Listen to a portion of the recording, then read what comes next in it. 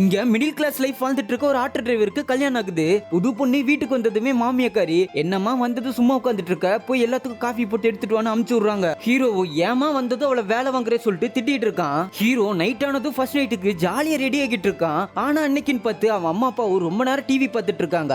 இவ TV off பண்ண போகும்போது டே டே நீ எதுக்கு துடிச்சிட்டு இருக்கன்னு எங்களுக்கு தெரியும், ஜோசிக்காரரு ஃபர்ஸ்ட் நைட்டை தள்ளி போட சொல்லிட்டாருன்னு சொல்றாங்க. இதை கேட்டது ஹீரோக்கு மனசே ஒடிஞ்சு போயிடுது. சோகமா பாய போட்டு படுத்துறான். ஆக்சுவலா உங்க வீட்டுல ரூம்ல கிடையாது, எல்லாருமே ஹால்ல தான் படுத்துக்கணும். இவ அம்மா அப்பா தூங்கின அப்புறம் பொண்டாட்டி மேல கைய வச்சு கிச்சு கிச்சு மூட்டிட. இதனால அந்த பொண்ணு பயந்து போய் கத்திக்கிட்டே எந்திரிச்சிடறா.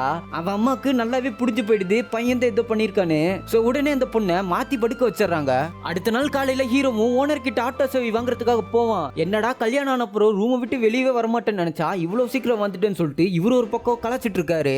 ஹீரோவும் வேலையில இருக்கும்போது ஹீரோயின் கால் பண்ணி நேத்து நைட் அந்த மாதிரி கத்துனதுக்கு என்ன மன்னிச்சுக்கோங்கன்னு சொல்றா. அதெல்லாம் ஒன்னும் பிரச்சனை இல்லம்மா, உனக்கு வரும்போது மல்லிகைப்பூ வாங்கிட்டு வரேன்னு சொல்லிட்டு இருப்பான். அப்ப அவன் அம்மா போனை பிடிங்கி வீட்டுக்கு வரும்போது மல்லி சாமான் வாங்கிட்டு வாடா நான் சொல்லிட்டு போனை கட் பண்ணிடுறாங்க.